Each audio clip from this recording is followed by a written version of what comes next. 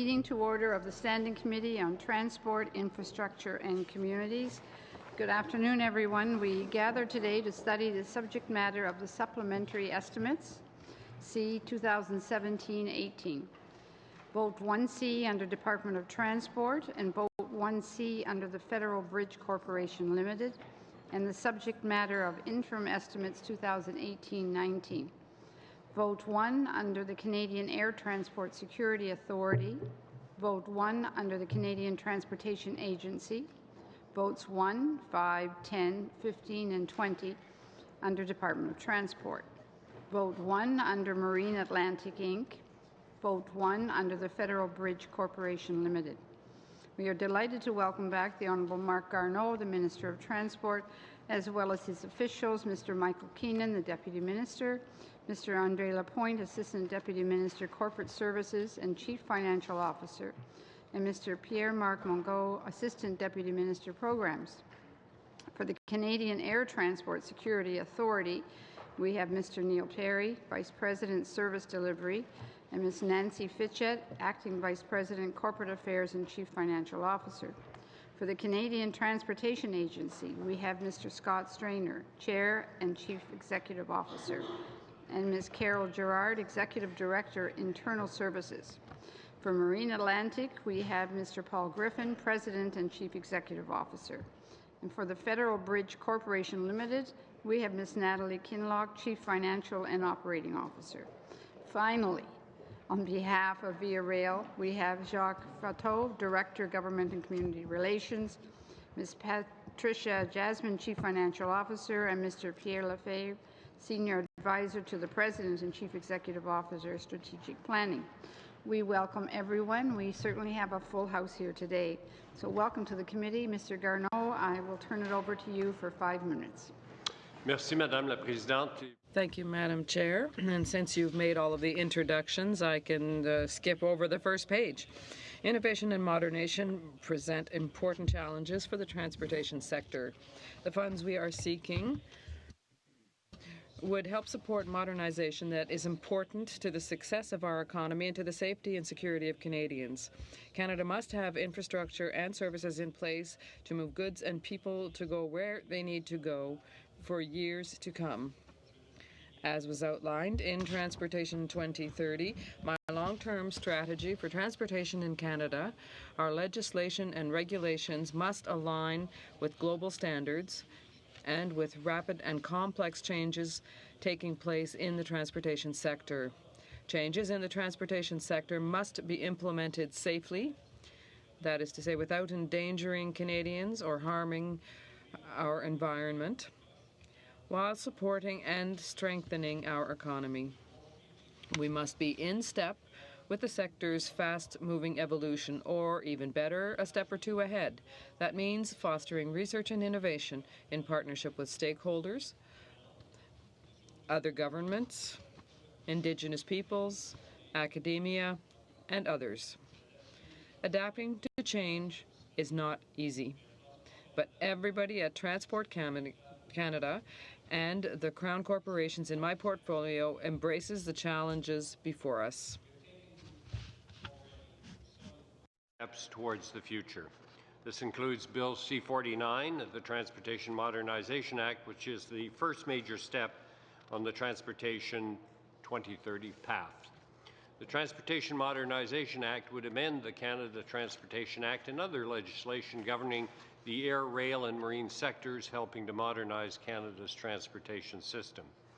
Through the Oceans Protection Plan, the largest ever investment to protect Canada's coastways and waterways, we are building a world-leading marine safety system while preserving ecosystems, forging stronger partnerships with Indigenous peoples and engaging coastal communities, industry, and other stakeholders, and learning more about our oceans. The proposed Canadian Navigable Waters Act includes robust powers to enforce safeguards and protect the public's right to navigation. The Canadian Navigable Waters Act would provide extra oversight where needed most on navigable waters of greatest importance to Canadians and to Indigenous peoples. and it would provide more transparency for projects such as dams, mines, and bridges. As I said, we welcome the challenges before us, and we look forward to the exciting changes the future promises. Dans le budget supplémentaire des In the supplementary estimates before you today, Transport Canada is requesting $755,900,000 in new funding and $122,400 in statutory forecasts for employee benefits plans costs. However, most of that is offset by transfers to other government departments, which leaves a small net increase of $175,700. The majority of that offset is a transfer to the Federal Bridge Corporation Limited, which is seeking an increase of $698,500 through these supplementary estimates to conduct a feasibility and design study for the Cornwall Port of Entry in Cornwall, Ontario.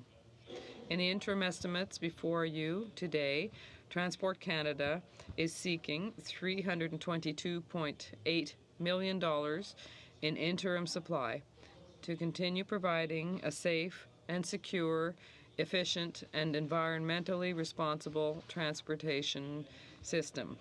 The Canadian Air Transport Security Authority is seeking $244.2 million to continue protecting the public through effective and efficient screening of air travelers and their baggage. Via Rail is seeking $134.5 million to continue providing safe, reliable, and efficient passenger rail service. to continue providing safe, environmentally responsible, and reliable ferry services. The Federal Bridge Corporation Limited is seeking $900,000 to upgrade the roadway connecting the North and South Channel Seaway International Bridges at Cornwall.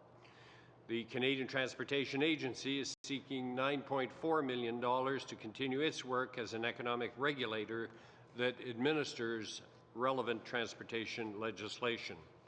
Madam Chair, Transport Canada, the Crown corporations in my portfolio, and I are committed to sound fiscal management and stewardship of government resources on behalf of Canadian taxpayers.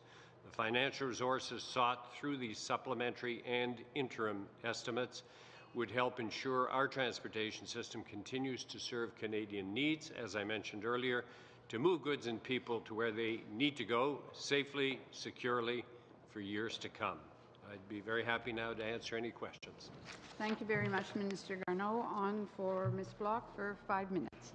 Thank you very much, Madam Chair, and I would like to thank the Minister for joining us today, as well as all of the departmental officials. I know that you do very good work on behalf of Canadians and appreciate you joining us today. My question obviously will be for the Minister. So for weeks, Minister Garneau, farmers and the province of Saskatchewan have all been asking you to support an order in council in order to force the railways to clear the rail backlog that has plagued Canada's rail system this winter, and yet you have refused to do so. So to be clear, this is not the first time that you have refused to act in the interests of our farmers and shippers.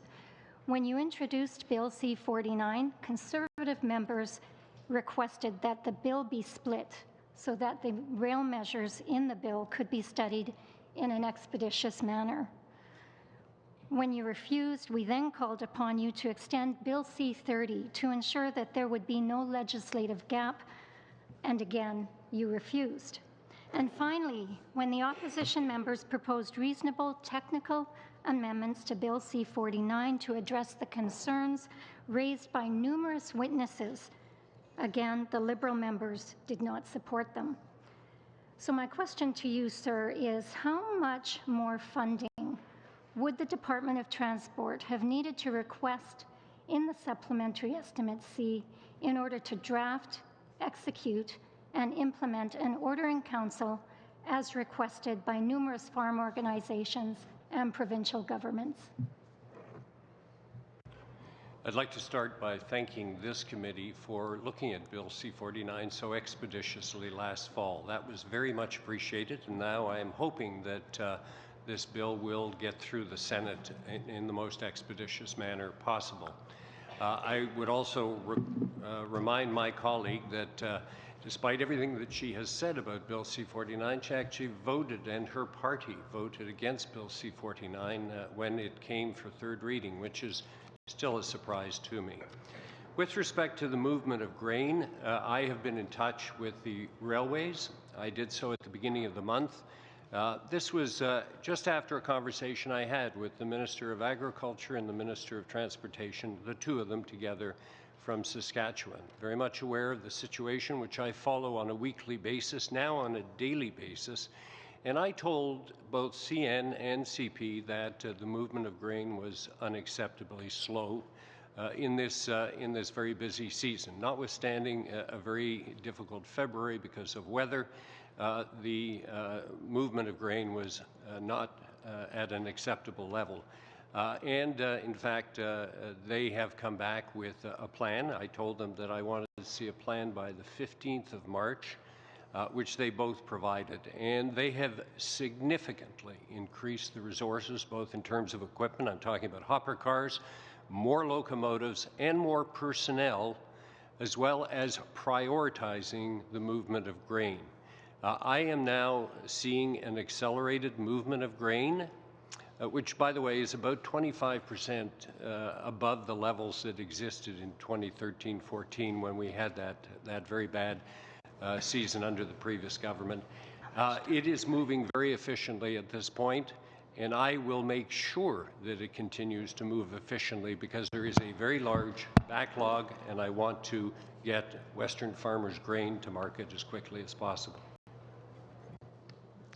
Thank you very much, Madam Chair. Well, Minister, the fact of the matter is that all of those reasonable technical amendments that we proposed were not passed by this committee, which is why we could not support the passage of that bill in the House of Commons.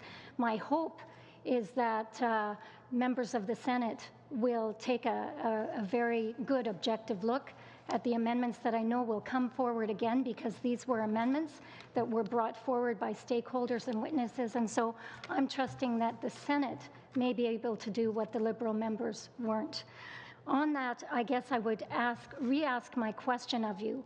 What level of funding would the Department of Transport have needed to request in the Supplementary Estimate C in order to draft, execute, and implement an order in Council as requested by farm organizations and provincial governments? So I think... Short response, Minister Garneau. Okay, it's a hypothetical question. We haven't looked at the issue of an interim order in Council, but I would also say that I'm hoping that the Senate will pass the bill quickly. I don't know what their amendments will be. I'm not going to prejudge what they will be. We will look at them when we receive them. But I would remind everyone that when it came through your committee, Madam Chair, 6 of the 9, I think, amendments that were proposed were Conservative amendments. So we were certainly very open to accepting Conservative amendments when it passed through this committee. Thank you very much. On for 5 minutes with Mr. Fraser. Excellent. Thank you very much, Minister and officials, for being with us today. I'll hopefully get in 2 questions, Minister, in the limited time we have, so I'll get right to it. The National Trade Corridors Fund is an important economic strategic fund to erase bottlenecks. In the Atlantic region, there's a specific project at the Halifax Stanfield International Airport that is an economic enabler of strategic importance to the entire region. Right now, our seafood industry has the potential for enormous growth, particularly in light of some opportunities that we've been working on from an international trade perspective with Europe, of course, with CETA, and some efforts being made at the provincial level with the Chinese government as well. One of the bottlenecks we have right now is the facility cannot handle the cargo. We are losing business to American airports to get our cargo to market, which again helps boost the price. Under the National Trade Corridors Fund, it's my understanding that the Halifax project to expand a logistics facility to get more product to market has been made. I don't want you to prejudge the outcome of an independent process, but I'm wondering if you can comment on the eligibility of projects of this kind and the importance of getting our products to market that are going to help not just big traders in our biggest financial centres, but people on the ground in small communities throughout Atlantic Canada. Well, thank you very much for your question. And as you point out, the National Trade Corridors Fund, which, by the way, is in the final stages of making decisions on which programs will be funded in this first round, is intended to ensure that we have greater efficiency in the movement of goods and people through our trade corridors and our passenger corridors. So we're looking at it from that point of view. We're looking at, I will say, well over 100 projects, and we have to make the decision about which ones will go ahead in the first round. I'm certainly aware of the one in Halifax because I was in Seoul, South Korea last November, and in fact I was at the airport there where they had water pens that were filled with Nova Scotia lobster, and they were arriving by cargo plane from Halifax to Seoul, Korea, where there's a great demand for them, and some of them are being flown on to China. So I understand this particular corridor for moving some of Nova Scotia's finest products. Should you make find yourself in Nova Scotia again this summer, I'll take you down to the wharf and perhaps you can sample a bite yourself. Another issue I wanted to tackle, in C49, you're right, we did come back early and found quite a bit of common ground as a committee on a number of issues. One of the issues that we tackled was the Air Passenger Bill of Rights. We, in my mind, landed on a bill that is going to enhance the passenger experience without compromising the efficiency of the transportation sector. One of the great frustrations I have, being new to politics, is sometimes when you get outside of the parliamentary bubble, we're dealing in a post-facts world at times, and I've seen some news stories floating around suggesting that the bill is actually going to double the amount of time that passengers have to wait on tarmac. The understanding that I had when our committee dealt with that was that there are some airlines that have a voluntary program to ensure that passengers don't wait beyond 90 minutes, but that there are many ways for airlines to get out of that voluntary obligation, so to speak. Can you commit to us that the legislation and the intention and the effect of this legislation is not to double the amount of time that passengers are going to be waiting on tarmac, but to ensure that they have a remedy when they are there for an unacceptable period of time? Well, thank you for the question, and I can assure you that when the Bill of Rights finally does come out, and it is not out at this point, but will come out later on this year, Canadians will, I think, be very satisfied that we've achieved the right balance in terms of protecting their rights. Yes, there is misinformation out there, unfortunately. If you look at the issue of tarmac delays, there is actually no national standard that exists in this country at the moment. The only thing that does exist is that certain airlines publish in their tariffs, and for people who don't know what the tariff is, it's essentially the contract that is between you and the airline when you buy a ticket. It's all that fine print that most people don't ever read. And some airlines have put in some things about tarmac delays. Let me read the one from Air Transat. The one from Air Transat says, if the delay exceeds 90 minutes while at the gate or 4 hours in the event of a tarmac delay, which of course was the situation last summer at Ottawa Airport. They never did get to a gate. They were on the tarmac. The carrier must allow the passengers to deplane. Let me read the Air Canada one. The Air Canada one says, will not permit an aircraft to remain on the tarmac at a Canadian or U.S. airport for more than 4 hours. These are the tariffs that are published by those two particular airlines.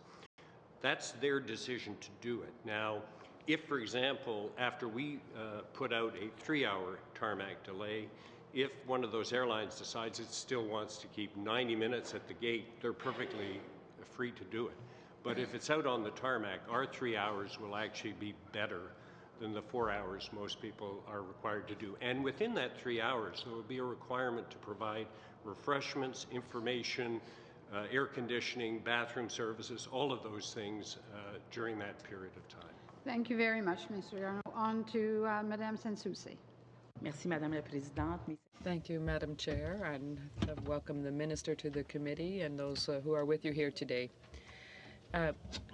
Could you take advantage of this opportunity here to confirm the commitment you made to conclude a funding agreement with the Quebec government to have a new rail line that goes around Lac Mégantic. Yes, I can confirm that, and I announced that in January that we were going to sign an agreement before the 6th of July, which is indeed the 5th anniversary of the tragic event there. We will announce a rail line to go around the city as we promised in January. So that bypass will be built, and what we're doing currently is that we are currently in discussions with the Quebec government. There will be some cost sharing, and we are waiting for the mayor of Lac Mégantic, Julie, to speak with her colleagues, who represents the towns of Nantes and Frontenac, to participate in the discussions on the exact route that bypass will take, so that we have a route that is acceptable to everyone. We have heard that it should be signed in the next few weeks, so by the 6th of July we will make that announcement. Thank you. You've said several times how security is your priority, and yet in 2015 to 17, you reduced the budget for training of inspectors by 17% for the rail lines. So we've watched this closely, and I'm sure that you also look at the National Transportation Safety Board's reports, and it's important to take this into account. The last statistics say that the accident rate in the rail sector has increased by 21%.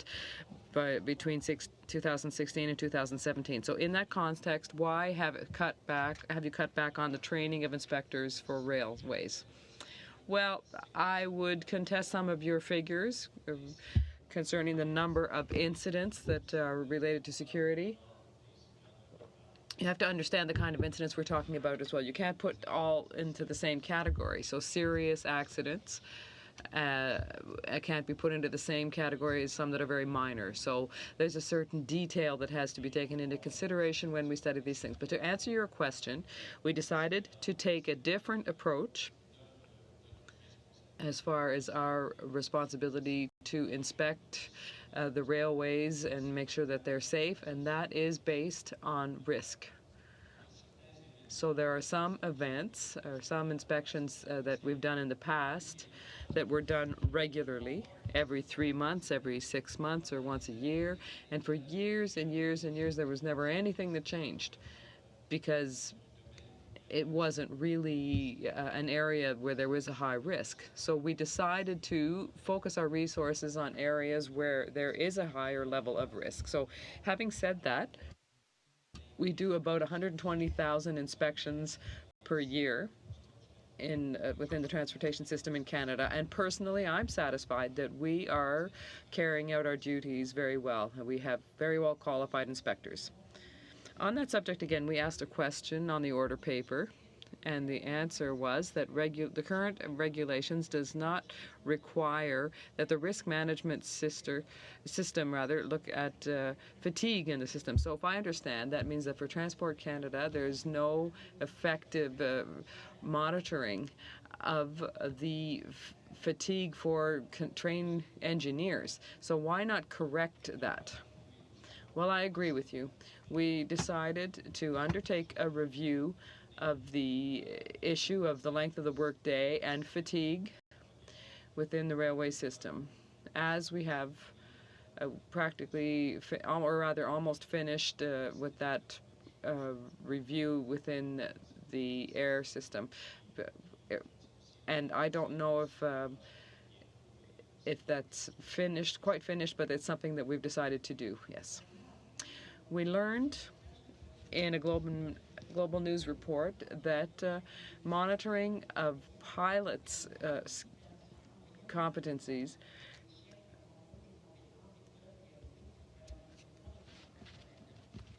results in a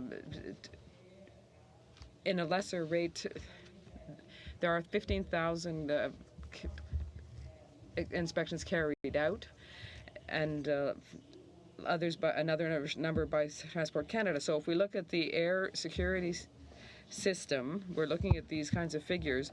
Why would we have more confidence in the industry monitoring that has some self-interest, then we would admit inspectors from your own department. Well, I'm happy with the monitoring that's done of the pilots under contract. I would add that when we are assessed by the ICAO, that goes back a certain number of years, and we were rated as the 4th best country in the world in terms of air safety. And I think that our record is a very good one. Of course, we can always do better, but personally, I'm satisfied that the system that we're currently using, that uses some Transport Canada inspectors, but also inspectors under contract, works very well. On to Mr. Hardy.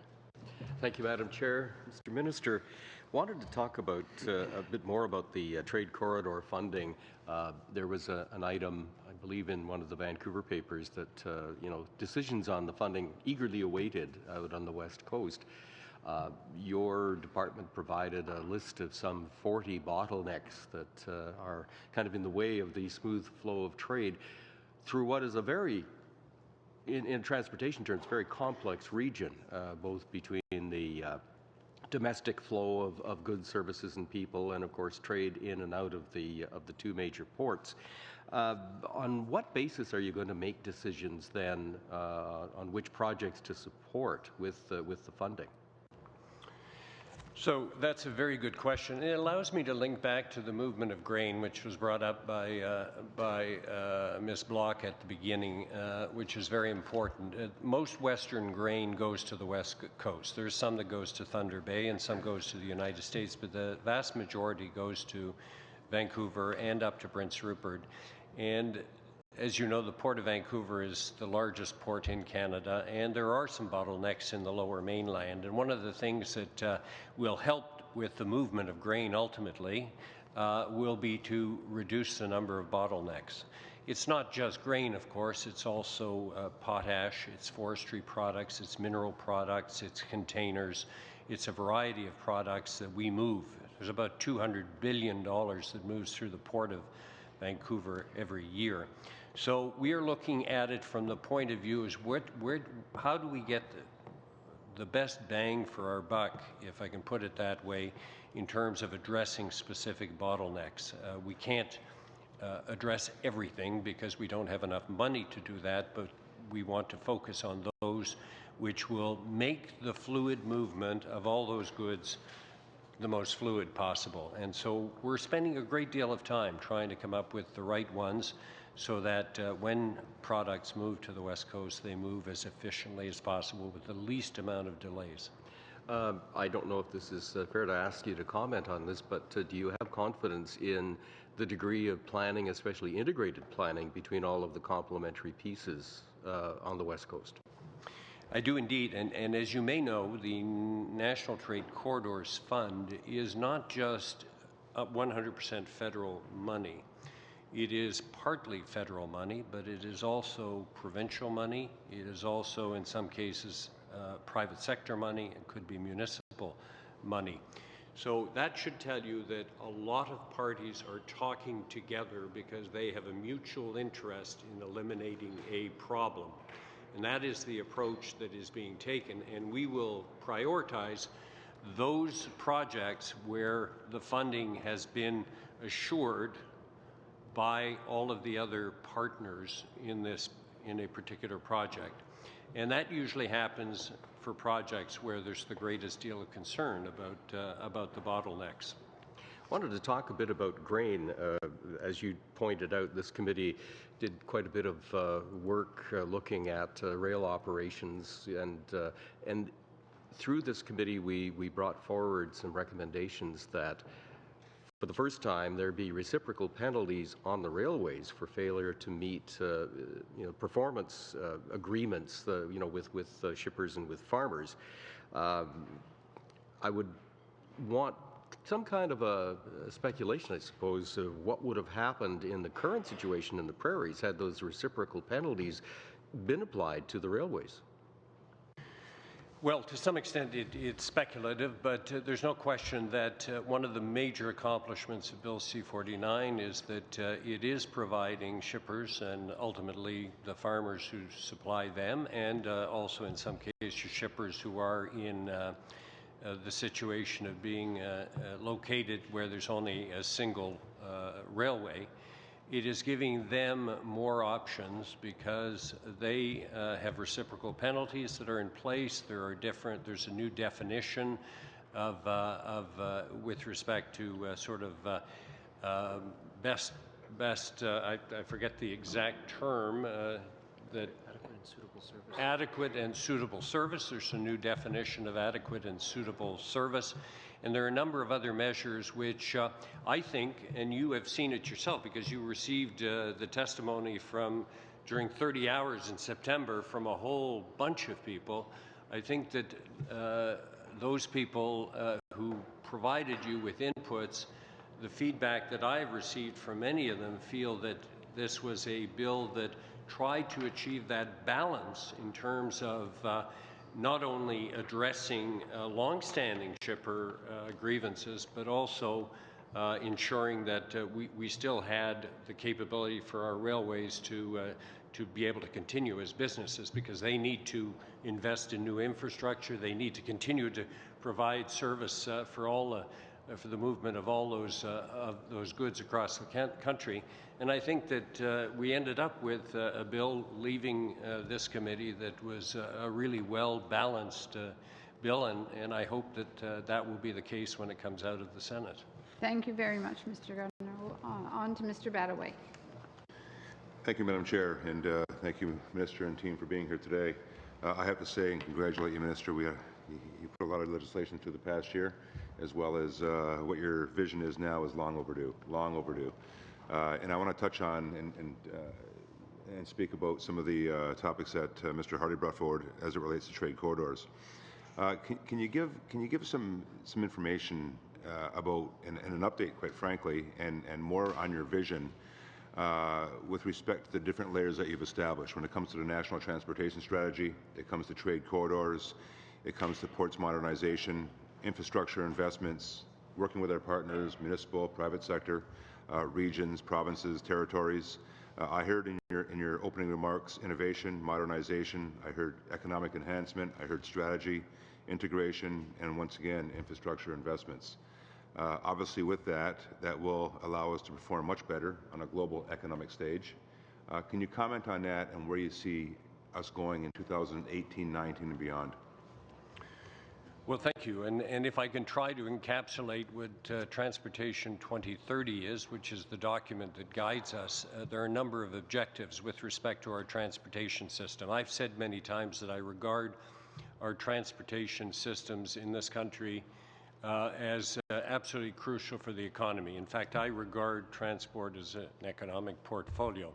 How efficiently we move our goods determines ultimately, in part, the economic prosperity of the country. The people that we're a trading nation, the people we market to across the world have other choices. And if we don't, amongst other things, the quality of our products, our trade agreements, those are important. But unless we get the goods to them in an efficient way, they're going to go look elsewhere. So it is very important. It's also important to move people efficiently.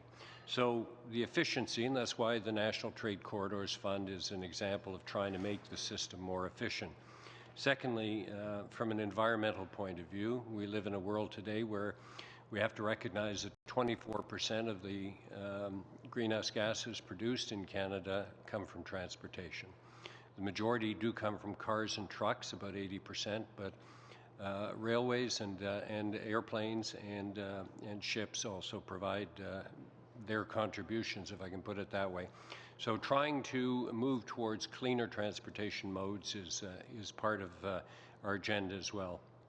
The third is innovation. Innovation is important not only in terms of, because it helps in a host of manners. If we're talking about any mode of transport, if you are moving towards more innovative modes of transport, they probably will be more efficient in terms of fuel economy. They'll probably be cleaner. and so those are also important. Another element which I'd like to mention is our coasts and our northern territories with the Arctic, of course, and a focus on marine safety, a focus on trying to ensure that those coastal areas and the Arctic remain places that are attractive for people to go to, not only as tourists, but for people who live by the sea and from the sea. Our coastal First Nations on the west coast, our Inuit in the north, trying to satisfy in such a manner that they can continue with the quality of life that they expect. And so those are, I think, overall, the general guiding principles behind the Transportation 2030 vision. Good. Thank you, Minister. Last question with respect to Via Rail. We have here $134.5 million to provide safe and reliable and efficient passenger rail service in the most cost-efficient manner. Can you comment a bit on why and how? Why the investment and how it's going to enhance the travel for the customer? So many people don't know, but the Government of Canada subsidizes Via Rail in this country. So when you buy a ticket, and if you are in the corridor between Quebec and Windsor, where there's 94% of the travel, there is a certain amount of federal subsidization, but if you're in other parts of the country, the subsidization is in the hundreds of dollars per ticket. One of the reasons why we want to go to, first of all, a new fleet in the Windsor to Quebec corridor is because it'll be more efficient and hopefully will cost less. And the concept of high-frequency trains, which we're looking at, high-frequency rail, has the potential, if we can satisfy ourselves that many more people will take the train, has the possibility of making Via Rail more self-sustaining so that there is less money required from the federal government to Via Rail. We know that passenger service is important to Canadians, but we'd like to make it as competitive as possible, and we'd like to, if possible, to the point where we can diminish the federal subsidies. We're not there yet. Thank you very much. On to Mr. Chong. Thank you, Madam Chair. Thank you, Minister, for appearing in front of us. You're asking in the interim estimates for some $82 million for the Windsor-Detroit Bridge Authority and for authorities to enter into commitments for up to $196 million. So a few questions about that. What is the status of Matty Maroon's bridge project since you granted a permit to him last September for a second bridge at that crossing? What's the status of his project? So with respect, by the way, the Gordie Howe Bridge comes under Minister Sohi at the moment. I think once it's built, it will come under me, but I understand it's an infrastructure project at the moment. With respect to the Ambassador Bridge, the decision was taken. At the moment, it is the main crossing bridge between Windsor and Detroit. The decision was taken, given the age of the current bridge and the application from the owner of the bridge, that we would allow a replacement bridge. Yeah, but what is the status of that replacement bridge project? Have they begun construction? Are they going to begin construction? No, they have not begun construction. And but when are they going to begin construction? I don't know exactly when they are, but however, it will be under very specific conditions, Understood. Which I'm happy to give you at any When time. is our bridge, Canada's bridge, going to begin construction? You'll have to ask Minister Sohi that. Okay. I'd rather not answer on his behalf. Okay. So let me ask you a more broad question then, because this relates to, cabinet decisions. We're building another bridge as well in this country, we being the government of Canada, your government. That's the Champlain Bridge. It's costing some $4 billion, and your government made a decision to waive the tolls on that bridge. It's effectively passing that cost along to taxpayers across the country. Why is your government contemplating waiving the tolls on the Gordie Howe Bridge that crosses between Detroit and Windsor? No, it'll be a toll bridge. Well, I don't see how that's fair. The people of southwestern Ontario deserve to be treated equitably. If the federal government is building two $4 billion bridges, One is paid for out of general revenues, and the other is being borne by the people crossing that bridge. I don't see how that's fair to the people of southwestern Ontario, for whom this bridge is the single most important bridge crossing. You're talking about the Gordie Howe Bridge. That's right. Yeah, between Canada and the United States. That's right, but it's the single most important bridge in the province of Ontario. It's 25% of all merchandise trade between Canada and the United States passes through that bridge, and it is an incredibly important bridge crossing, just like the Champlain Bridge is for the people living on the south shore of Montreal who need to commute into the island of Montreal. So, you know, the other thing is...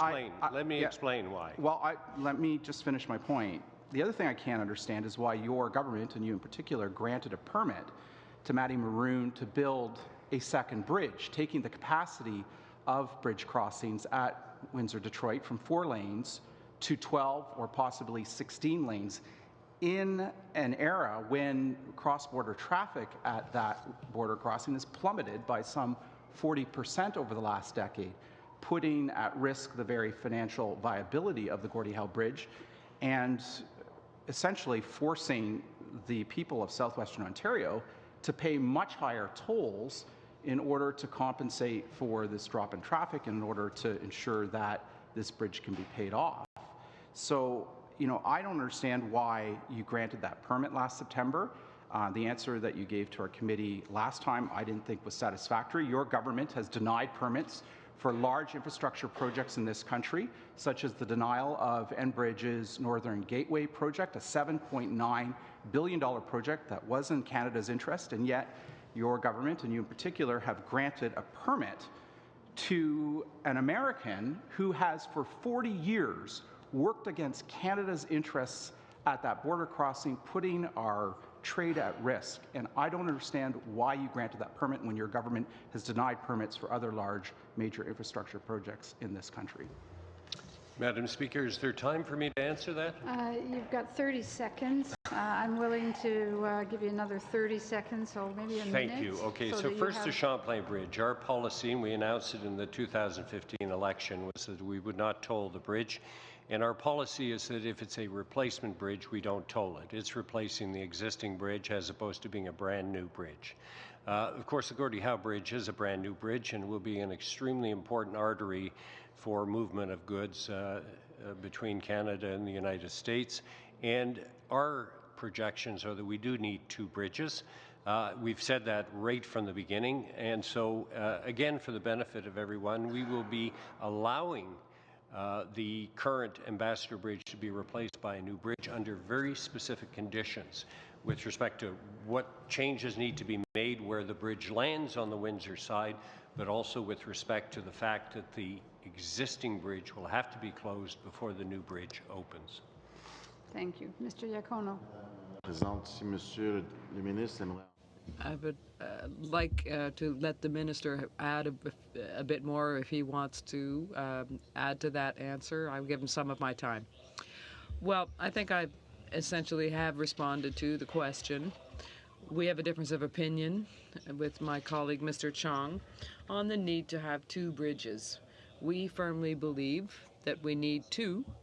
We're going to build the Gordie Howe Bridge, which, and by the way, was a project initiated by the previous government, Mr. Chong's, and we recognize the importance of having a second bridge, but only under certain conditions, and that is that the new bridge, when it will be built, will result in the closing of the existing bridge, which is 90 years old, and a part of it is already partly closed because of safety concerns.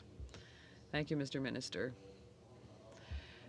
On my behalf, being a former Via Rail employee, I'd like to thank you for the great news that you announced on Monday, that the Government of Canada is going to implement its long-term plan, which will give priority to passengers by replacing the fleet that serves the Quebec-Windsor corridor.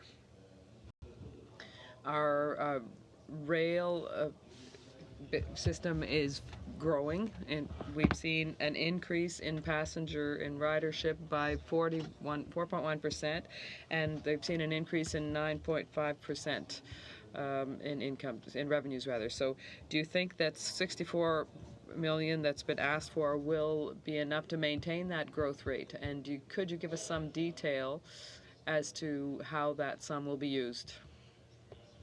I thank you very much for your question.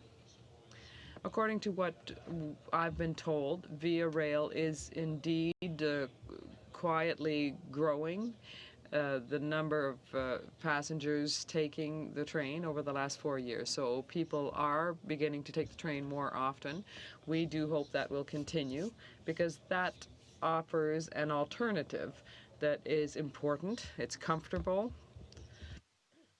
and it's something that we are taking into account in our study on high-frequency rail.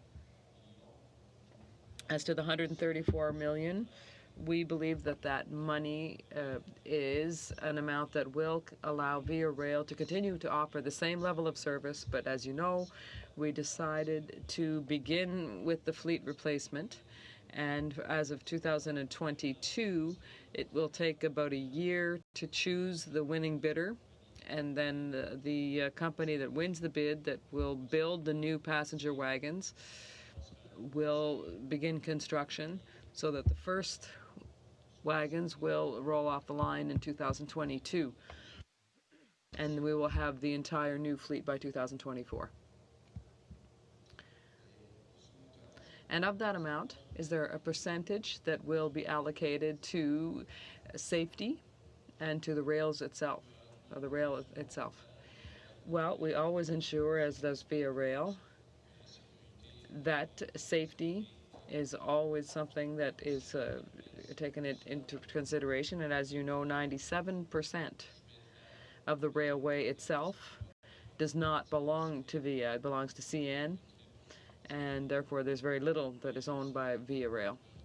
And in fact, that's another concept that we will have to take into account if we go with high-frequency rail, because between the Quebec and the Quebec-Windsor corridor, for a great portion of that, not all of it, but Via would have its own track, which would allow it to go faster, and they wouldn't be obliged to stop when a freight train that belonging to CN goes by. Well, other than going faster, will this new fleet offer something else to travelers? Absolutely.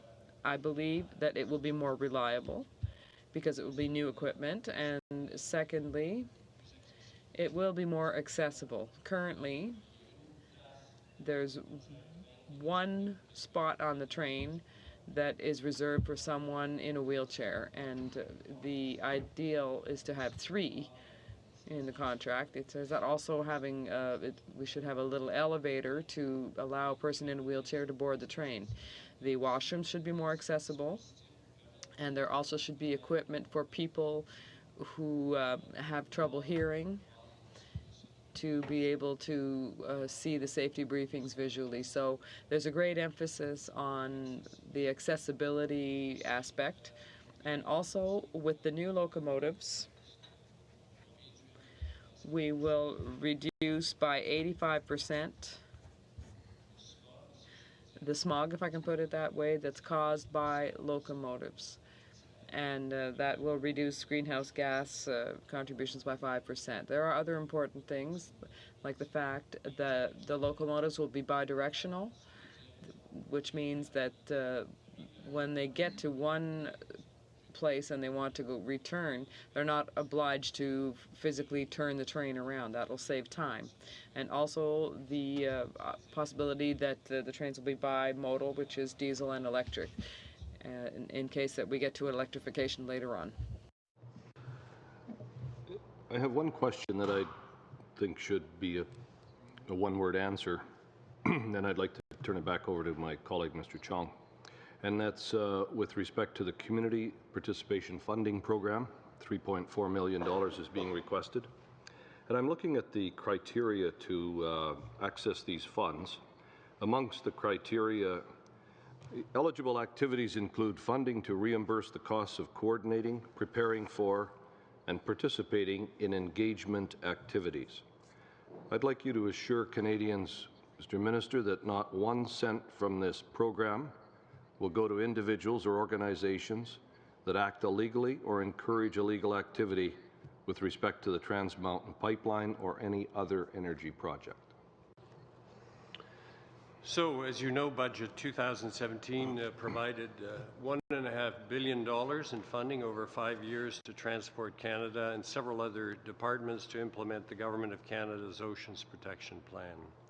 Grants under this element of the OPP assist Indigenous and local communities in understanding, identifying, preventing, or mitigating potential effects of marine transportation on their communities.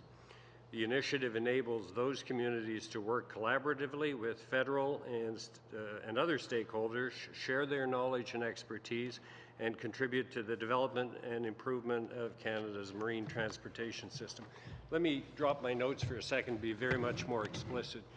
We need to engage our Indigenous peoples, especially in coastal areas, because they have an expertise from living there for thousands of years. They're often the first responders when there are incidents, and we need their help, and they want to help, and we are going to use their help. And this is something that has never been done, but I think is one of the things that I'm most proud of with respect to our government, and that is engaging coastal First Nations. And of course, we're going to do everything the proper way. Well, I don't know that you answered my question. Can you guarantee that no funds from this program will go to organizations who encourage or participate in illegal activity relative to Trans Mountain or any other energy project? Well, we don't condone illegal activities as a government. So the answer is no. I would say to you, we do not condone illegal activity in this country. Mr. John. Thank you, Madam Chair. How much time is there? Minutes, which would include an answer if you would Sure. like one. I'd note, though, Madam Chair, that the time allotted to members is not simply for questions, it's also for commentary. Of course. So I appreciate that, Madam Chair. I just want to go back to the general bridge policy of the government, since you're also asking for money for the Federal Bridge Corporation Limited. The argument that you've given to us that the Champlain Bridge toll is not going to be applied because it's not a new bridge could arguably be applied to the Confederation Bridge that crosses the Northumberland Strait from the mainland to Prince Edward Island. Residents there have to pay $46.50 to cross that bridge, and arguably that is not a new bridge. The deal in Confederation was that PEI would have a permanent link to the mainland that was constitutionally guaranteed. It was part of the deal that brought Prince Edward Island into Confederation post-1867, and so arguably that new link, that Confederation Bridge is not a new link. It just replaces an older link, which was the ferry service. So to me, the argument that the government makes that we're going to waive tolls on one bridge that we own in this country, but not on other bridges that we own, others of which cost billions of dollars a year, to me, sounds like pure politics. And it's not fair to the people of the region that I live on, the people of Wellington County, the people of Halton Region, who depend heavily on a manufacturing industry that has supply chains that are closely linked with manufacturing sectors in the American Northeast. Why we have to pay tolls on our bridges, why Prince Edward Islanders have to pay a toll on their bridge, and yet people living in another part of the country don't, doesn't seem to be fair to me. And I think the concept of equity and fairness for all Canadians, particularly in a country so regionalized, is incredibly important. So I'd like a better answer, or at least maybe an indication that the government's going to reconsider their bridge policies in respect of the waiving of the tolls on the Champlain Bridge. And I would also note that the Champlain Bridge actually was tolled well into the 70s or 80s, and those tolls helped pay for the original construction of that bridge. It was only when the bridge had largely been paid for that the federal government decided to lift those tolls. So there was a principle here at play, and I'm not sure that, well, I don't believe it's being followed here. Thank you very much, Mr. Chong. Minister, do you... So in reply, it's very simple. We made a decision that we would not toll the Champlain Bridge because it's going to replace the bridge that is going to be disposed of as soon as the new bridge opens. And with respect to the Confederation Bridge, it did replace one ferry, but there's still a ferry service to Prince Edward Island. Still operates. Ms. Nsusi, we can squeeze in one question for you. Bien sûr, on va pouvoir continuer notre discussion sur la... Thank you. Perhaps we can continue our discussion on air safety. The last statistics that were published by the Transportation Safety Board indicates that there's been an increase of commercial air accidents. And yet in the 2018 budget, there's no supplementary money for that. Since 2015, your government has reduced by 12% the air safety fund. And earlier, I know you told me that you consider our record as being good, as positive, yet I have difficulty understanding how we reduce an inspection budget when the accident rate is on the increase. All I can tell you, Madam, to reassure you, is that to me, I have probably said it at least 100 times in the House of Commons that safety is my #1 priority. So I can assure you that if I had any concerns in this regard, that I wouldn't accept the situation that exists today. But I do accept it because I think that we have an intelligent system that is risk-based and pragmatic and that works. A quick final question? Thank you. There are inspection reports for the management system of Canadian companies. Is it possible that these reports could be proactively disclosed? Could you repeat which reports? The inspection reports for the safety management systems for Canadian airline companies, because we know that there are companies that are in court because they're afraid that Transport Canada, with access to information legislation, will disclose, and it would be indeed important information.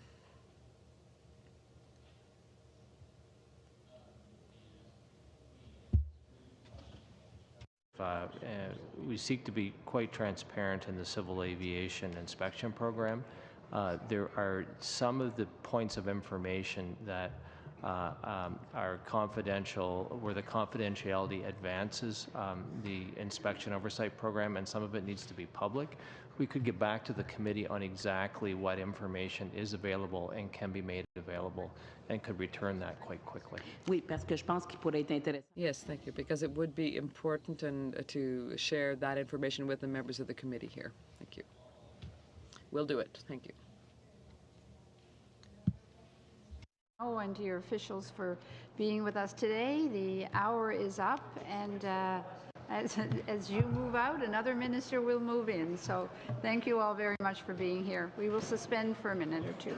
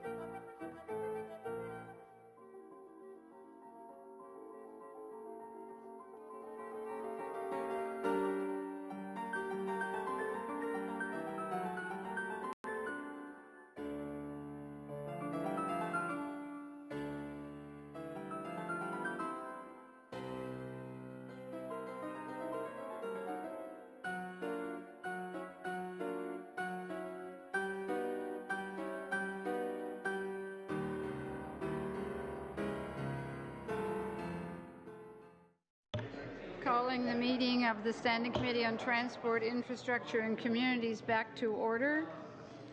We will now continue on with our study of the subject matter of interim estimates 2018-19, votes 1, 5, and 10 under Office of Infrastructure of Canada.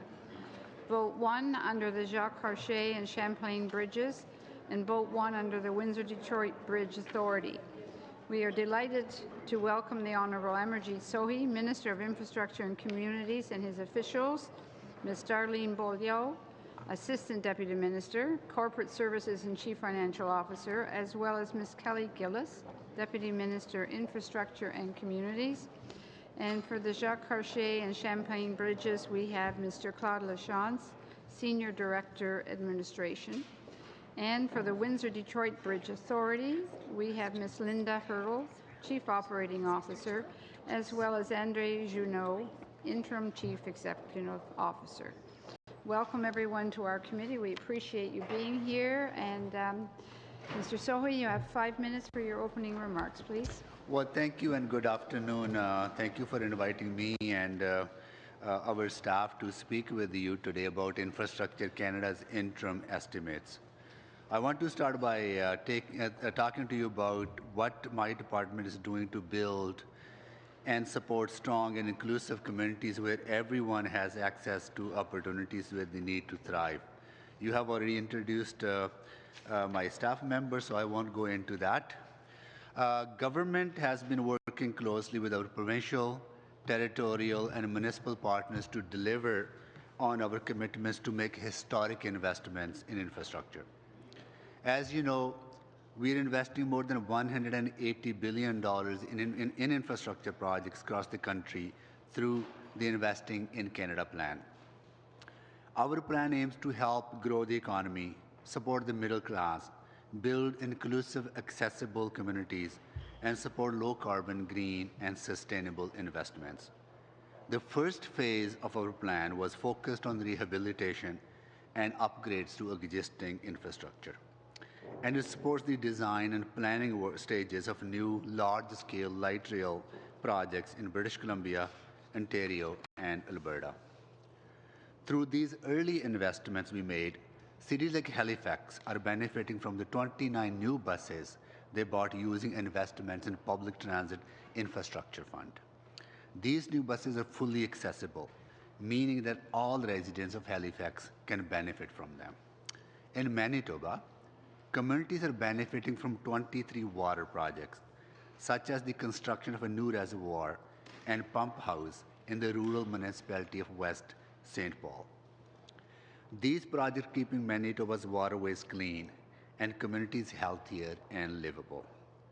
Over the past 2 years, my department has approved over 4,100 projects for a combined investment of over $35 billion across all of our programs. Based on the information that our partners have provided us, more than 90% of these projects are underway. We have also made considerable progress on the new Champlain Bridge project.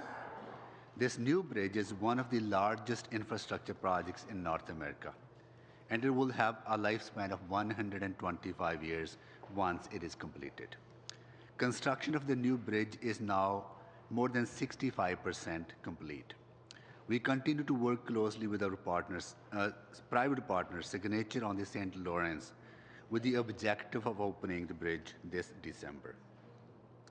We have also significantly advanced the Gordie Howe International Bridge project in Windsor, Detroit, which will allow for the vital and more efficient trade corridor for Canada and our biggest trading partner, the United States. To date, we have completed significant preparatory work, and the proponent will be announced in June. I'm pleased to say that construction of the bridge will start this fall.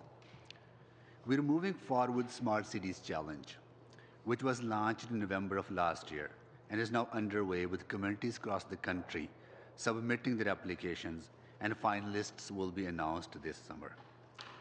Overall, we have made great progress on some key immediate infrastructure needs, and now we're focusing on the long-term transformational aspect of our plan.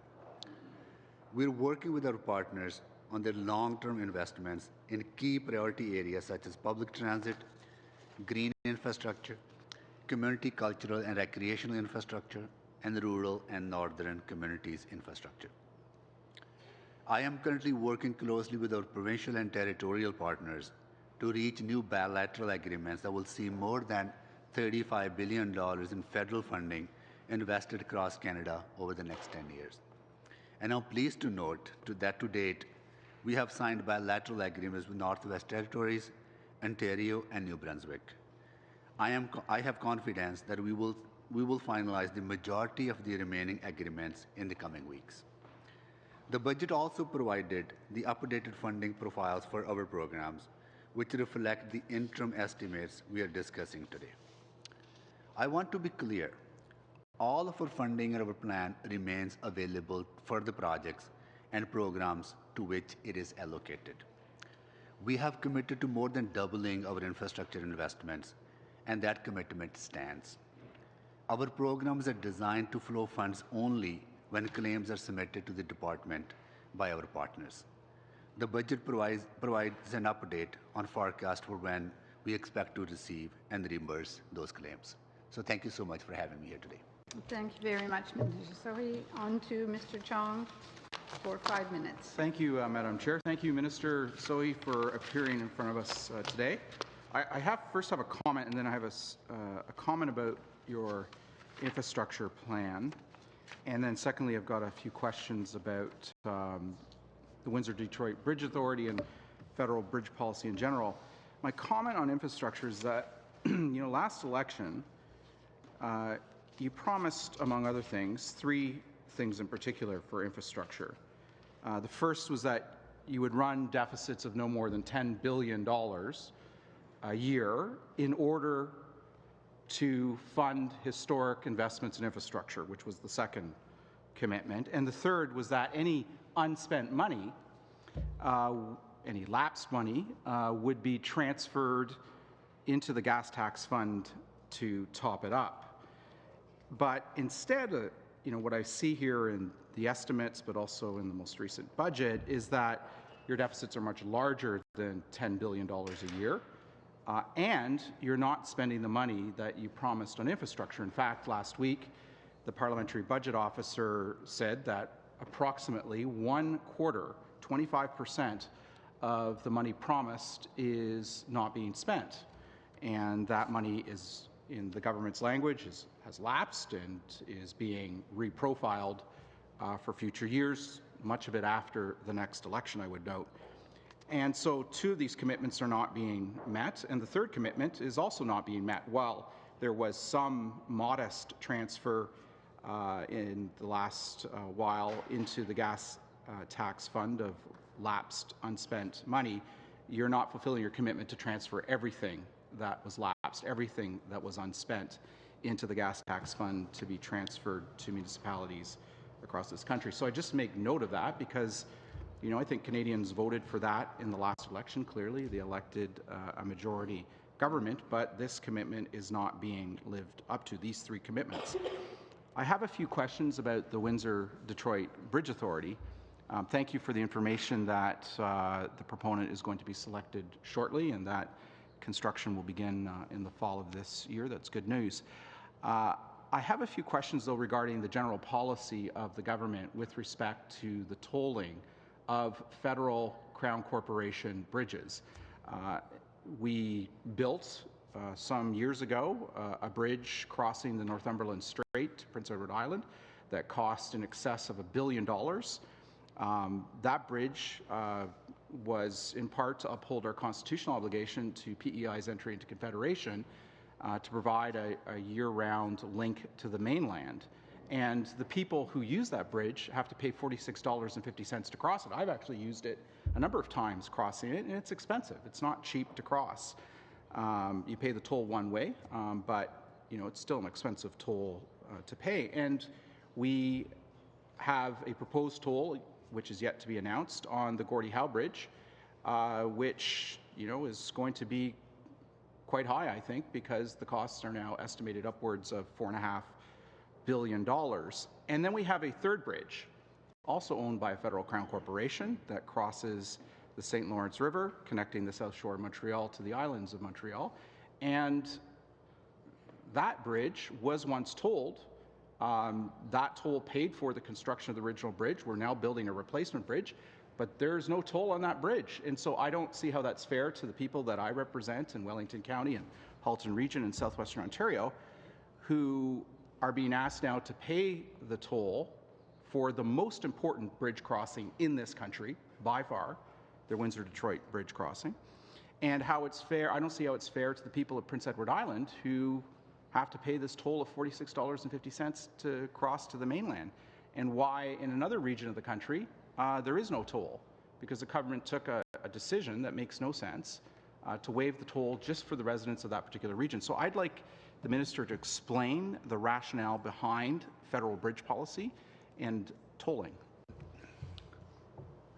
Through you, Madam Chair, we are proud that we are building the Champlain Bridge, and we are making it toll-free, because the decision to impose that toll was made without any consultation with the City of Montreal or regional municipalities or with the business community or with the people who will be using this bridge. This is a replacement bridge. Champlain Bridge is not a new bridge. People in Montreal use the existing bridge without paying for it. That's the reason that this bridge would not have a toll. Gordie Howe International Bridge is a new crossing.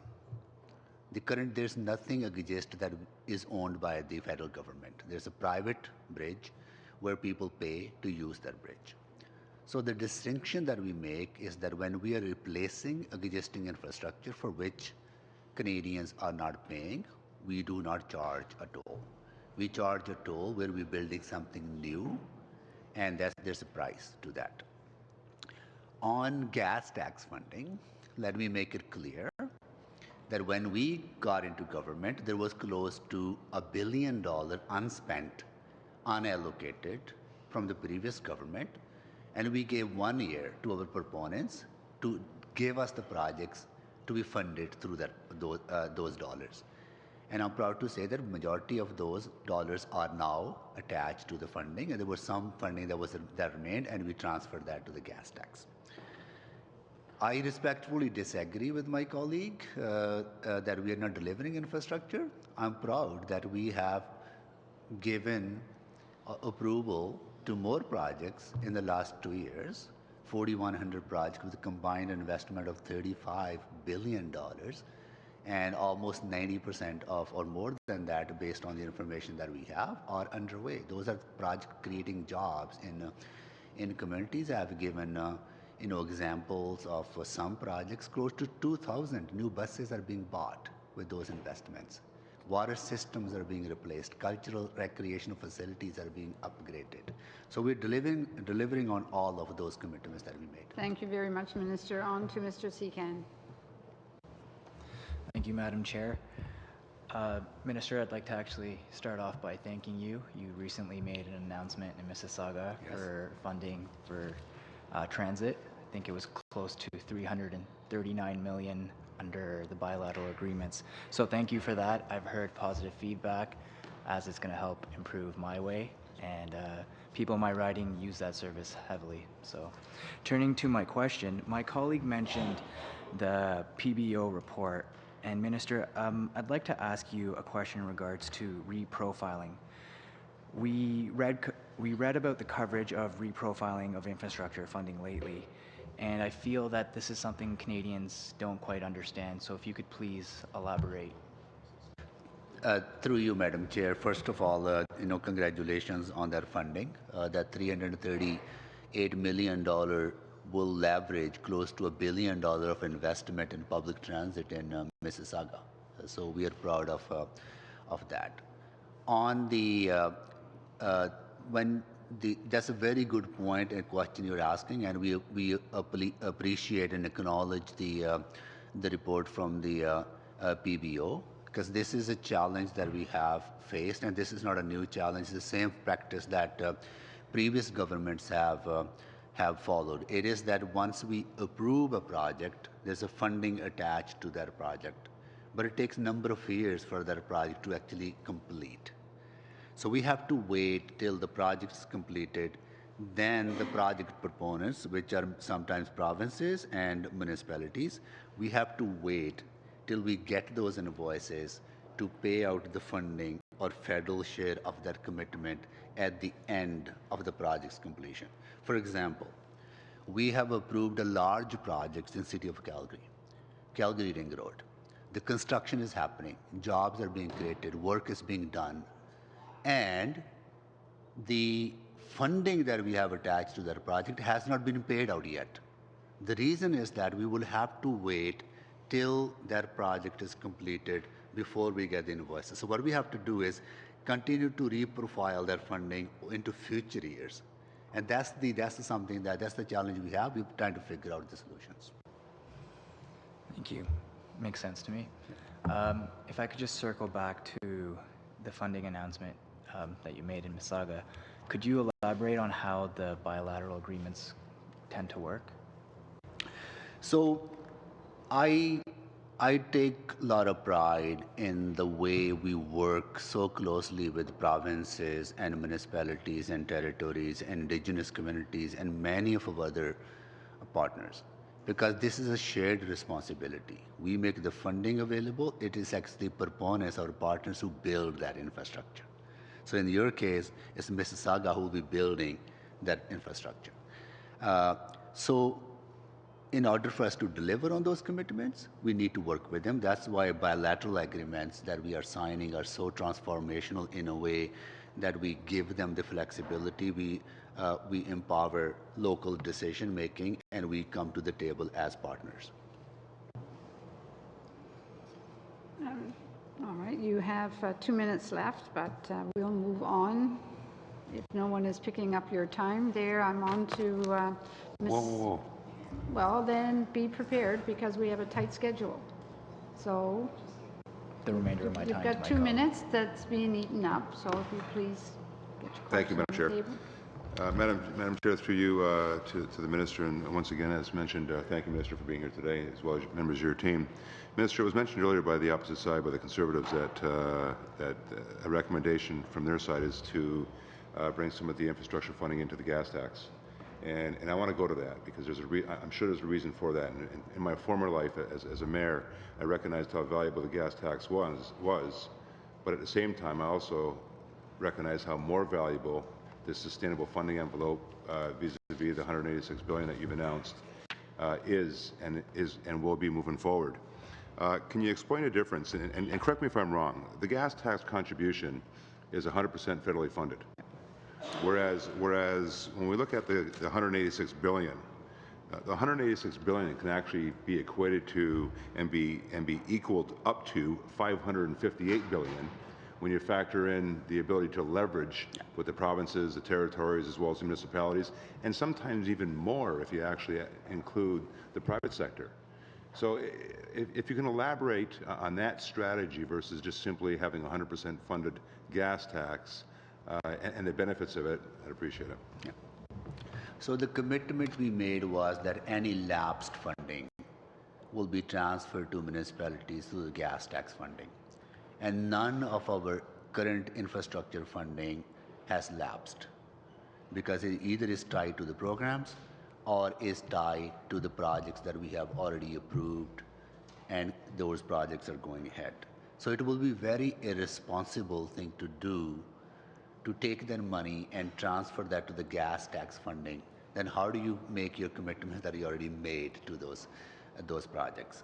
So that's why we wait till the programs are wrapped up, and if there's any money, then we transfer that to the gas tax. But you're right about the leveraging. Majority of the funding we leverage, as I said, $336 million for Mississauga will generate $1 billion of investment into public transit.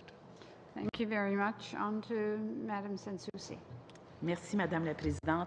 Thank you, Madam Chair. Welcome, Mr. Minister. And to those who are with you here today, I'm pleased to have some questions for you. But first of all, Madam Chair, I would like at this to give a notice of motion presented by, or tabled by my colleague from Trois-Rivières, and I will read it to you now, that the committee undertake urgently a study of at least 3 meetings on, first of all, the measures that the government will undertake in order to avoid any delay in infrastructure projects, 2, the details of infrastructure projects up until now, and 3, a full update of the $186 million spending on infrastructure that the government has undertaken, that the committee would draft recommendations and report to the House by June 2018. So I think you will find there is unanimous consent to undertake this emergency study. Would you, Madam Soucy, would you prefer to hold this down till we do our committee business at 5:15? Si c'est le désir du comité. Well, if that is the committee's desire. Infrastructure. Je peux procéder à mes questions. All right, so we'll hold this down until committee business at 5:15, if that's all right with everyone. Okay, thank you. Thank you. I'll proceed with my questions. Minister. So I have 5 minutes from as of now. Thank you. So I want to talk about the infrastructure bank, Mr. Minister. What specific measures have you put into place in order to ensure us that the head of the infrastructure bank will not be in a conflict of interest with the infrastructure projects of the bank? So to illustrate why I'm asking you this question, a Bennett Jones expert, which is an important legal office in Canada, has told clients on the private and public sector to who are participating in infrastructure projects. And so can you confirm beyond any shadow of a doubt that these companies won't benefit from infrastructure bank projects? Through you, Madam Chair, and thank you so much for that question, and congratulations on your new role as the critic of the infrastructure and communities portfolio. I can assure you that the process that we undertake for the selection of board members, board chair, or the CEO of the Canada Infrastructure Bank is open, transparent, and accountable, and vigorous screening is applied to any possible conflict or perceived conflict, and it has to be the role of the chair or the CEO. It will be they would not have any vested interest in any projects that get reviewed or funded by the Canada Infrastructure Bank. Merci. Toujours. Thank you. And still on the subject, James Sherry, who's a bank administrator, stated that he was in favor of privatization of airports. We just want to ensure that administrators who are appointed will not promote the privatization of airports. Will you abandon the project to move down that road or not?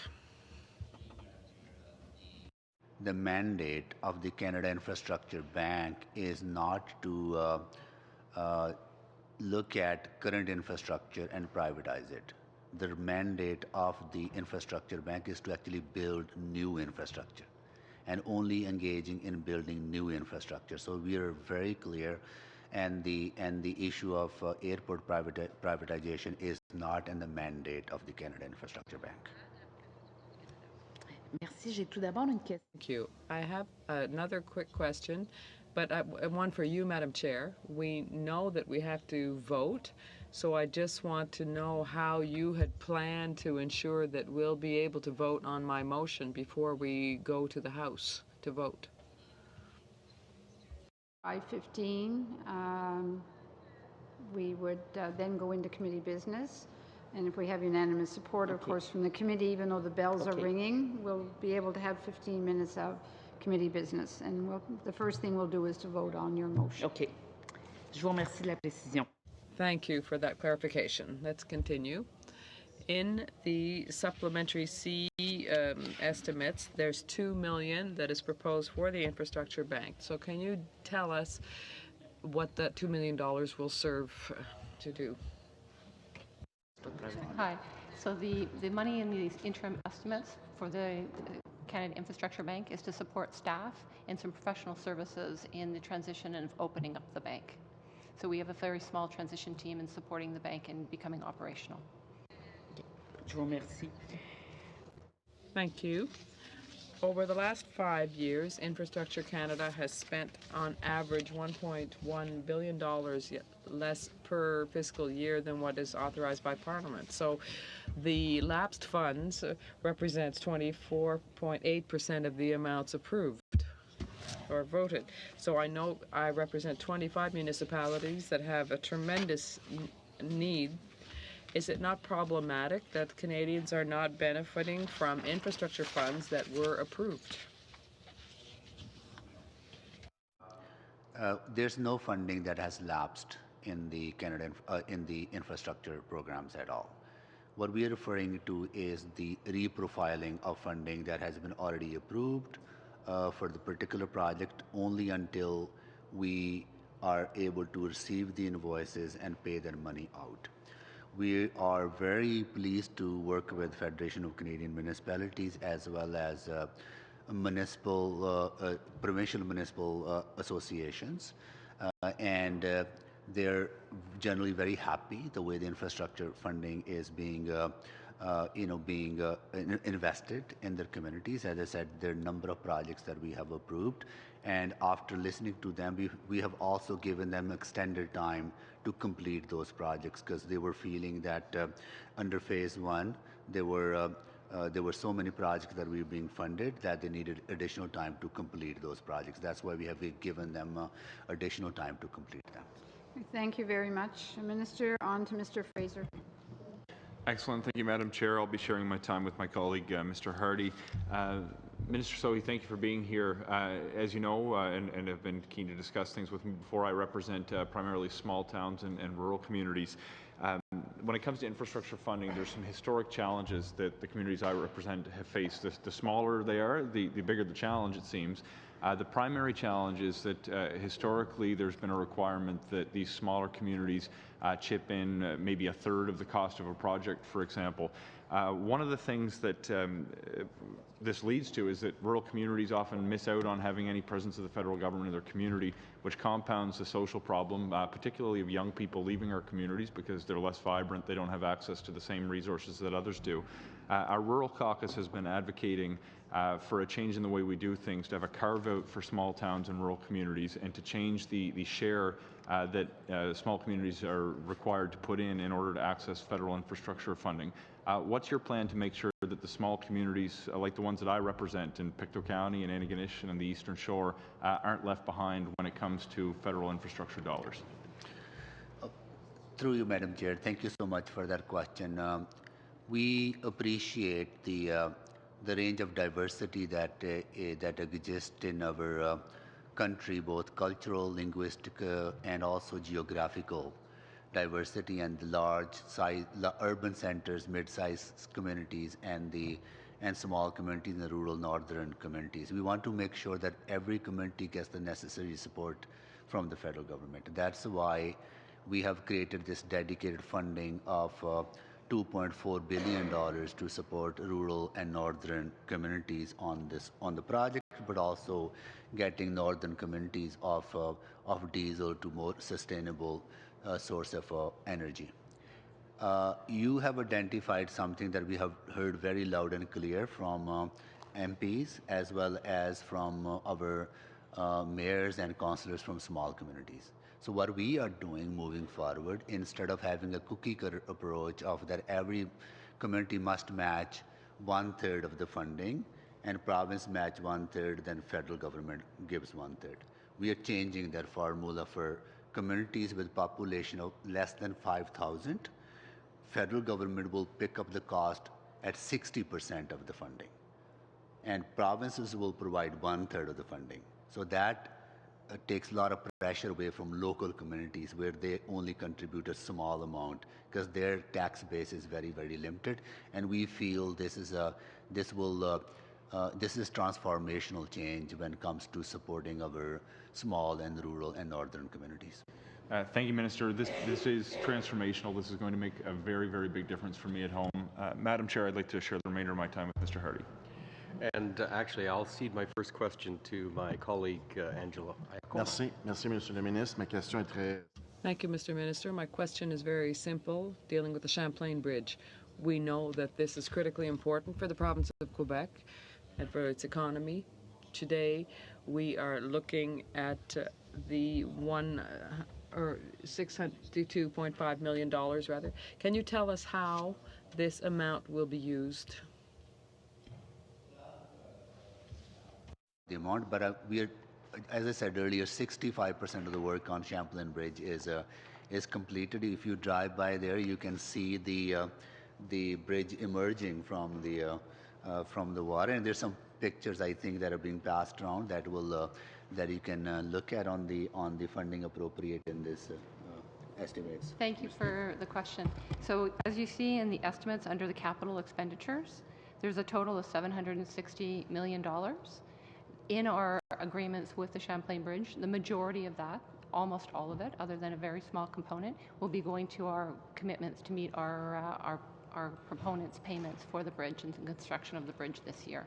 So all but actually $2 million will go to the payment that we are due to pay for the bridge construction. Okay. Thank you.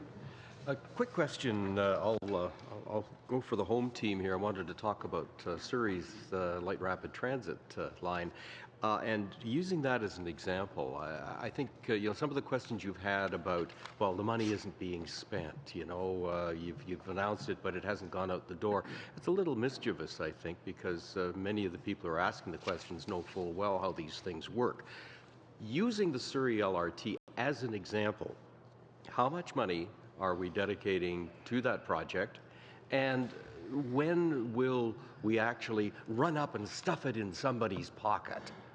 When will we rush out there with a check and actually, present our portion of that particular project? Yeah. Through you, Madam Chair, what we are doing to support the Surrey's LRT project is that we have given them approval for funding commitment from the federal government for the design and planning work of that large infrastructure project. So that work is being done, but you're absolutely right, though. That design work would not have proceeded without the federal government's commitment to that project. But we haven't paid any money out yet because we have to wait for the invoices, right? But this is very important to understand that such large project cannot be possible if federal government is not on the table to support the ambitions of local governments. That is why I'm so proud that we're investing $29 billion in public transportation, LRT systems and subway systems throughout the country to make sure that people are not stuck in the traffic, that our air is clean, that we are dealing with the pollution and the environmental degradation because of changes in the climate, and public transportation is very important. Thank you very much, Mr. Sohi. On to Mr. Badaway. Thank you, Madam Chair. And Minister, I have to say it is refreshing that at this level of government, we're actually seeing a shift to a culture that takes into consideration partnership, takes into consideration being more of an enabler at this level of government for our partners, the public and private sector, to meet their strategic goals and therefore their outcomes. And what I've heard today is the how you've been doing that. Integrating investment for better returns on investments in environmental, economic, social, cultural, very proactive projects. I too, as Member Sagan has alluded to, received in Niagara $181 million for transit, which actually was leveraged, once again leveraged, to $148 million. That, in fact, is the largest transit investment in the history of the Niagara region, and we're very much appreciative over that. But my points are this, Minister, is the fact that we're seeing a lot of these investments. As I said earlier, the culture shift with respect to investments being made is taking into consideration all the different priorities of all the different ministries. We spoke with Minister Garneau earlier, and we talked about the National Transportation Strategy. We talked about trade corridors. We talked about the port modernization project. We talked about infrastructure investments attached to those recommendations that will satisfy the financial requirements, municipal strategic planning, private sector leveraging. In your words, how do you see everything coming together, once again meeting those 4 priorities, which is economic, social, environment, and cultural? Yes.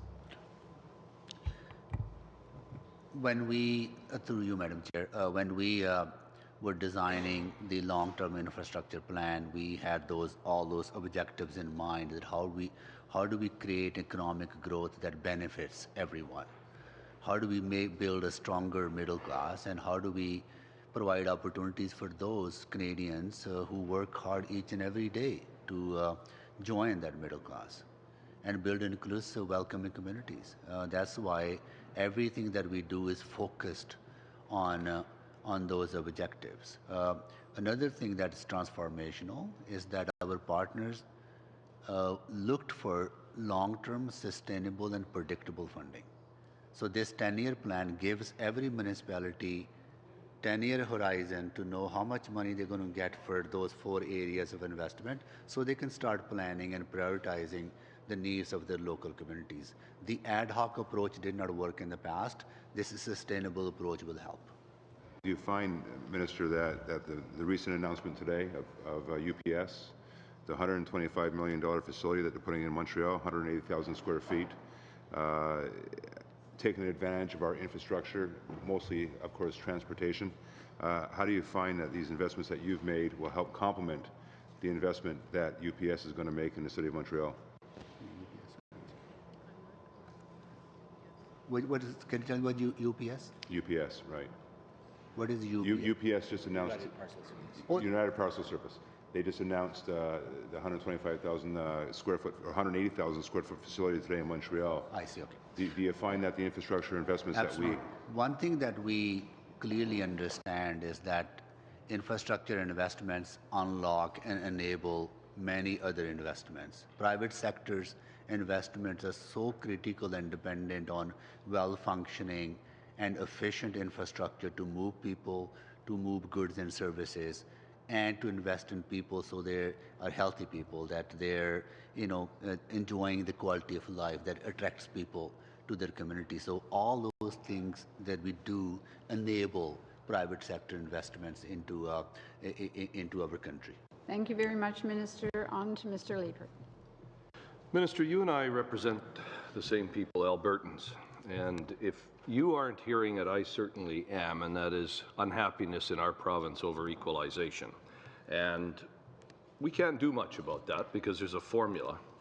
But I think there was some real hope in Alberta over the past couple of years that one way of leveling out the playing field was that Alberta could get some significant infrastructure dollars to put people back to work. Now, you keep talking about approved projects, and as a minister, I don't expect you to know what all of the projects are specifically, but you are an Alberta Member of Parliament. I'd like you to talk a little bit about some of the specific projects that are happening in Alberta, not the approved ones. Where are people working? You've been in office 2.5 years now. Where are people actually working in Alberta on projects that have come out of this deficit funding for infrastructure? And don't tell me about the ring road. That was money that was put into the pot before the last election.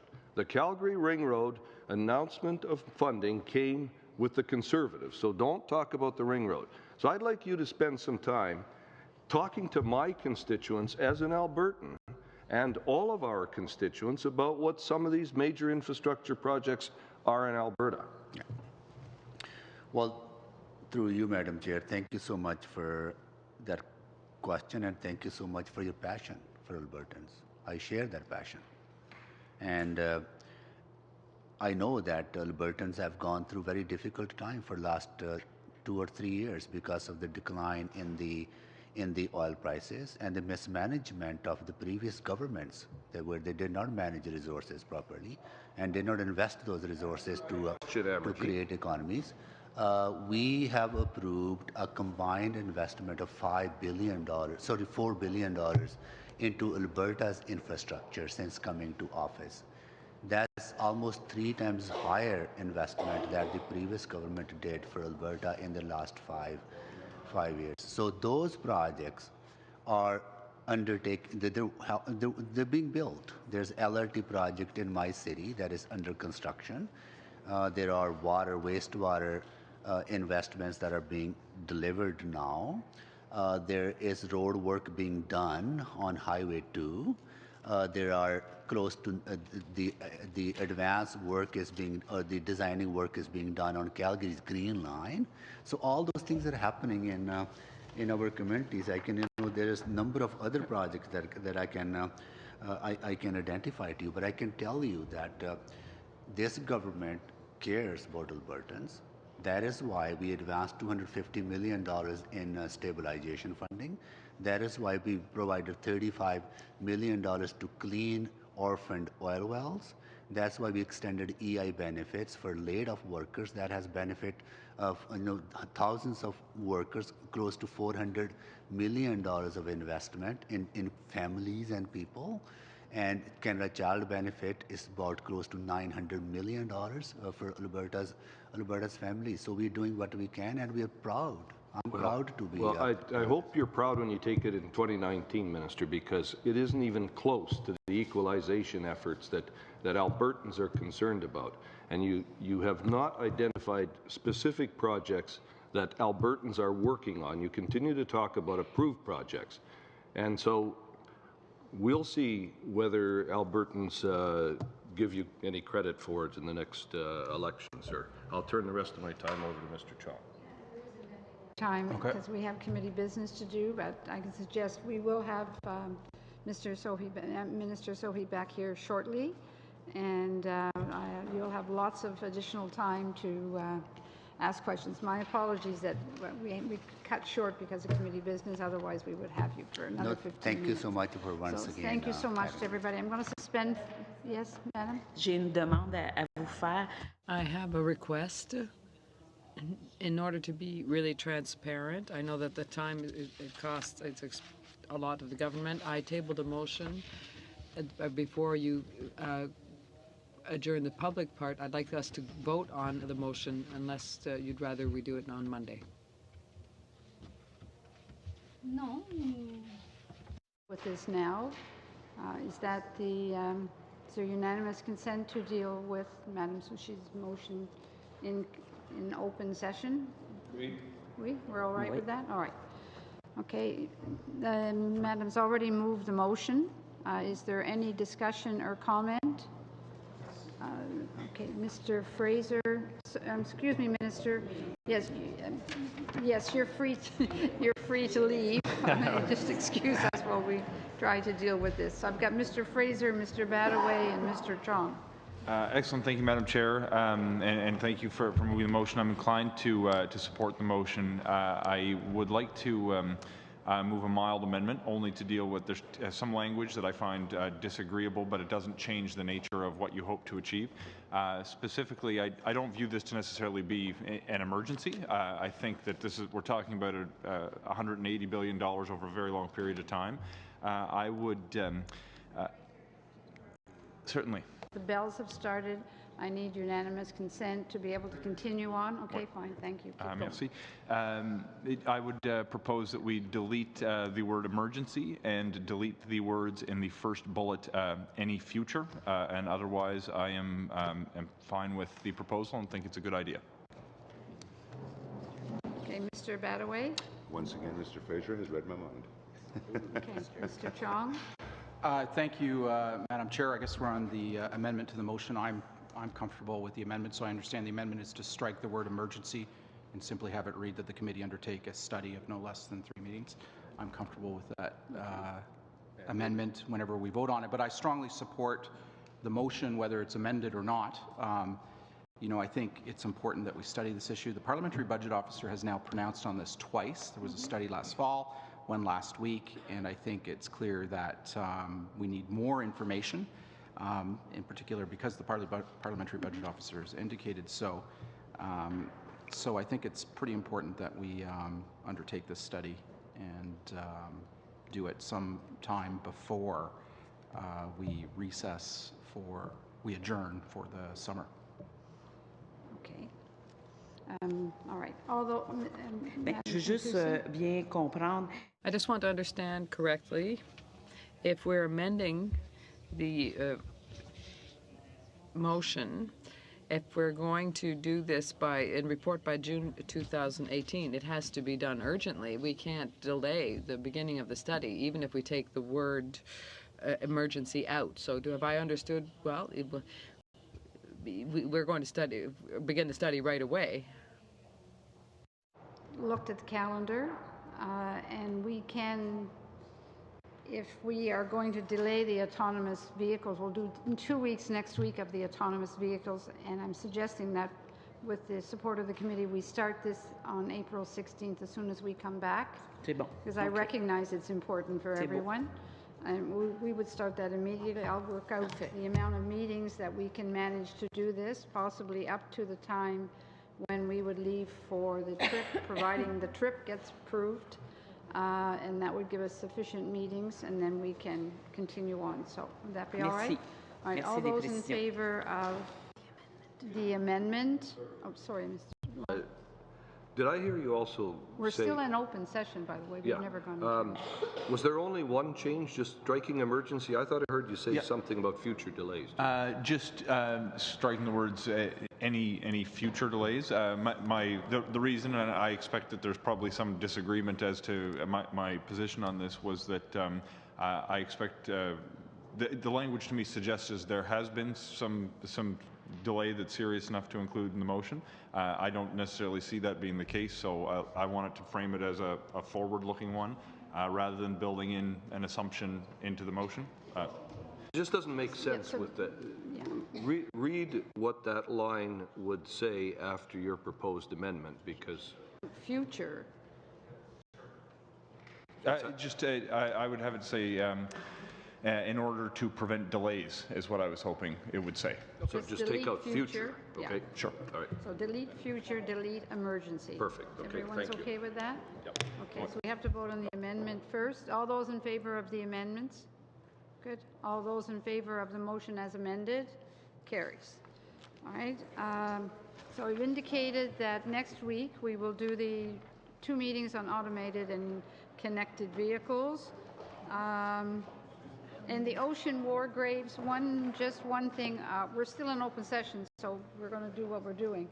Our analyst has suggested that if I was to write to Global Affairs Canada and the Canadian Coast Guard in regards to the ocean war graves, that we might be able to solicit a bit more information for their reports. Do I have the permission of the committee to send that letters out seeking that information? And I've suggested to the analysts that after we come back from Vancouver, if it's approved, they have until then to do that report, so they're not quite under pressure. Have I missed anything? How many meetings on the... Well, if we go until the April 29th, that would give us 5 meetings on infrastructure. Would that be satisfactory to everybody? That's a lot of meetings on infrastructure. All right? Okay, that's fine. Oh, yep. Are you, and maybe I haven't read my mail, but do we have you sent out a list yet of who the witnesses are for the hearings next week? Yes, the ones for the automated vehicles? Yeah.